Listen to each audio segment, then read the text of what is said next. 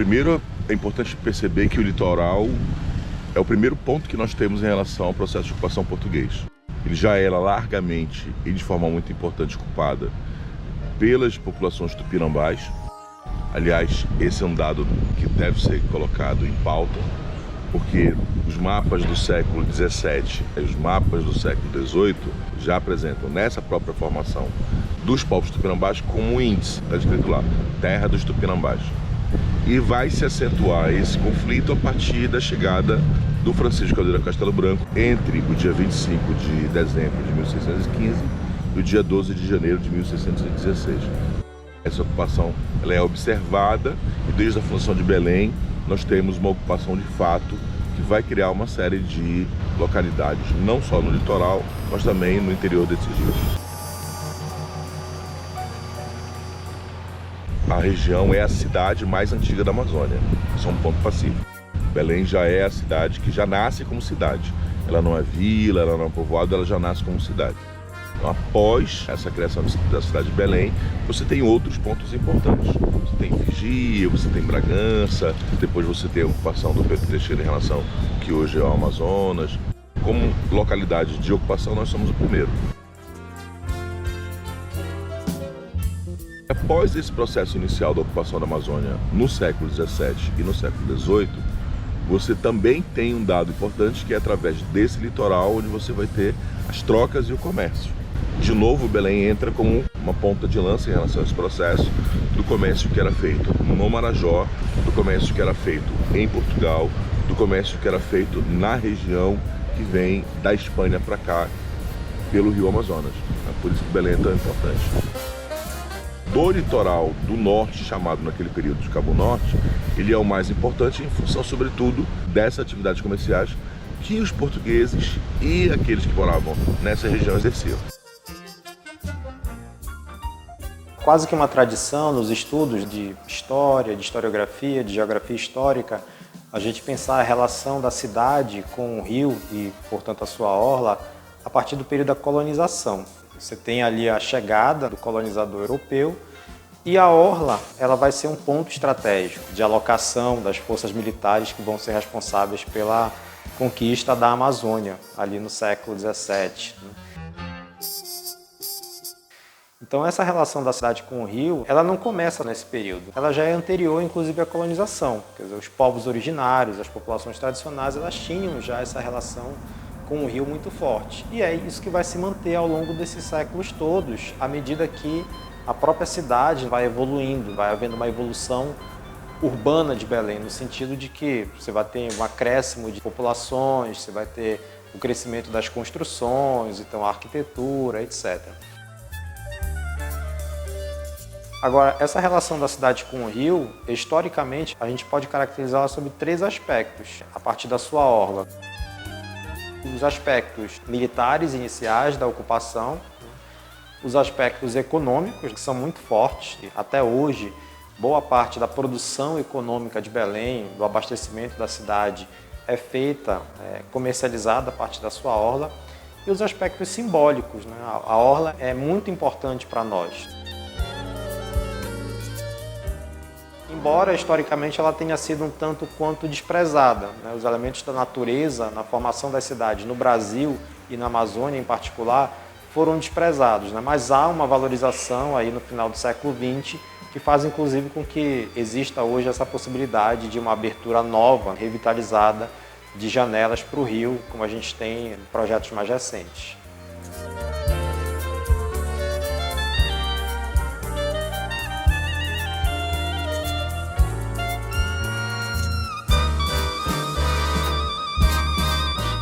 Especialmente a partir de 1740, 1750, a cidade de Belém começa a crescer muito. Então, é importante que você observe que essa mudança sobre o processo de ocupação da Amazônia, e em especial de Belém, se dá pelos materiais construtivos. E esses materiais construtivos vão ser exatamente a telha e o tijolo. E você não encontra telha e tijolo em Belém, você encontra telha e tijolo no litoral, em especial no Paracuri. Então, tu consegues perceber que várias dessas olarias de construções que nós temos durante esse período, que vai do século XVIII até o século XIX, se dá no litoral de Belém, onde você consegue perceber a construção de material construtivo para fazer o que nós temos hoje, que são as igrejas e são as casas que resistem até hoje.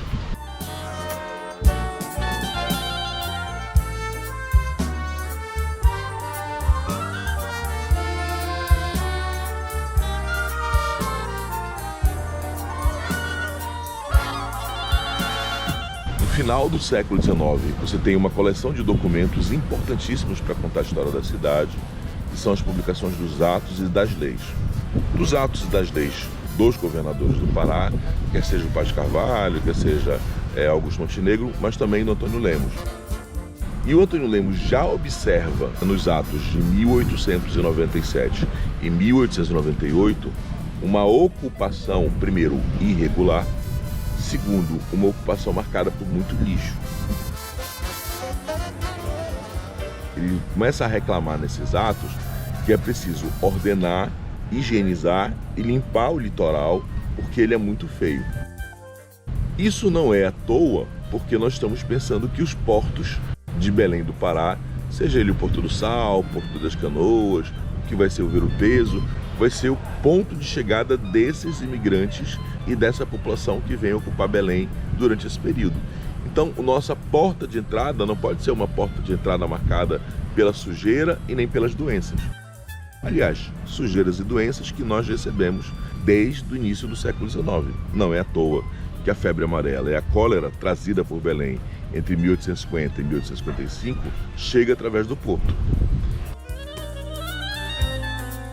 Não só o lixo doméstico, mas como você também percebe o descarte do material do curro.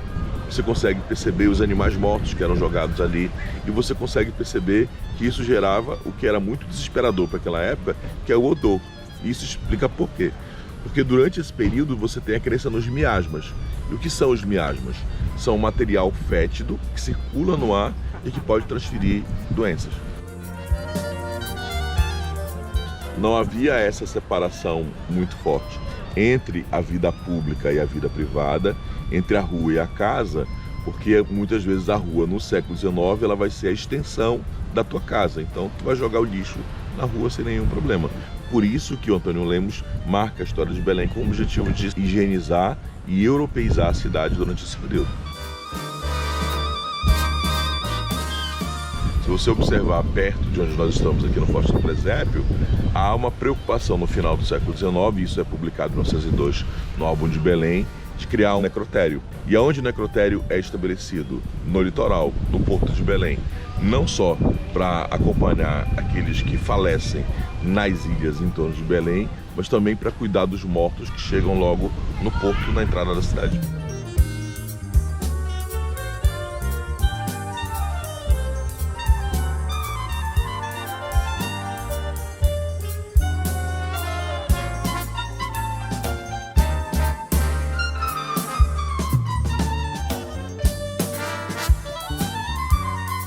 Essa ocupação do litoral no século XX, ela vai modificar a cara da cidade, porque você tem a criação do mercado de carne em 1901, depois você tem a criação do Porto do Pará, que é uma obra também do final do XIX e início do século XX, e um dado importante vai ser o aterramento que você vai ter em direção à Companhia de Força e Luz, que é a companhia de eletricidade.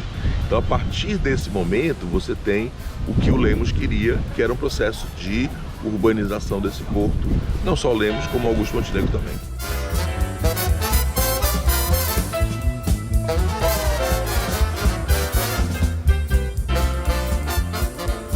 E a partir ali dos anos 30, dos anos 40, você tem a ocupação de outras áreas desses portos, com uma migração muito mais intensa da região do Baixo Tocantins, do Marajó, que é a formação do Guamá e dos Jurunas, já para o lado oriental da cidade. Esse dado importante vai fazer com que essas pessoas ocupem as regiões mais baixas da cidade, primeiro do litoral em direção ao centro da cidade, onde nós temos hoje as maiores concentrações da população ribeirinha no centro urbano da cidade, porque tudo hoje virou, no século XXI, centro urbano. Jurunas e Guamá estão a 10 minutos do centro da cidade. Então, não sei se nem se podem ser considerados periferias. Talvez do ponto de vista socioeconômico, espacial, difícil. Já na mudança da metade do século XX em diante, você tem a ocupação da Vila da Barca, que vai marcar a história da cidade com uma série de, inclusive, documentários na década de 50 e na década de 60, por ser uma região extremamente pobre, mas que também marca a história da Amazônia em função da atividade das palafitas, que até hoje podem ser observadas.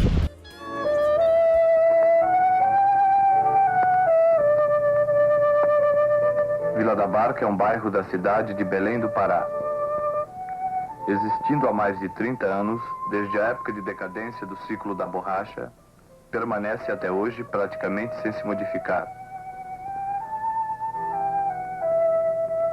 Seus 800 barracos, construídos sobre as águas lamacentas do rio Amazonas, abrigam 4.500 pessoas.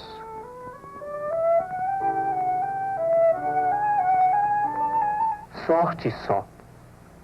Fica por aí na lama.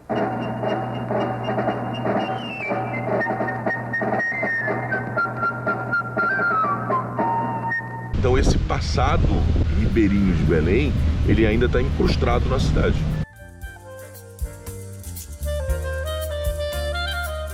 A Vila da Barca é um projeto que está inclusive em finalização agora, né? Tem mais ou menos o quê? 15 anos. A Prefeitura de Belém segue em frente com a segunda fase do projeto Vila da Barca. Aqui a obra não para, está em ritmo acelerado. E o sonho começa a se realizar para a Dona Roberta. A minha vontade era ter uma casa de alvenaria. E agora é você, né? Isso aqui é grande obra e está mudando a vida das pessoas aqui. Que era um projeto que, parado ou não atualmente, né, já tem muito tempo, já tem mais de uma década. E era um projeto interessante porque a Vila da Barca, ela está localizada exatamente nessa porção central da orla da cidade, próximo ao centro histórico, e é uma área que visualmente a gente sabe que é de habitação precária. Então era o que? Era você incentivar, a partir de uma política habitacional, a permanência das pessoas que são moradoras ali daquela área, historicamente, né, há décadas, né, para que elas permaneçam ali apesar das melhorias, né, dos projetos ali dos anos 90 em diante, Estação das Docas, Vira o Rio, Mangá das Garças, etc. Porque muitas vezes esses projetos, ao serem executados, eles têm um perfil de valorizar as áreas em que eles estão sendo executados, obviamente, encarecendo o preço do solo e, de certa forma, expulsando, ainda que de forma indireta, os moradores, especialmente esses de áreas mais pobres. Então, era um projeto bem interessante, né? Eu espero que ele seja executado até esse final, né? Com a permanência ali das pessoas, da própria Vila da Barca, né? Não só das pessoas, mas da própria questão arquitetônica da Vila da Barca.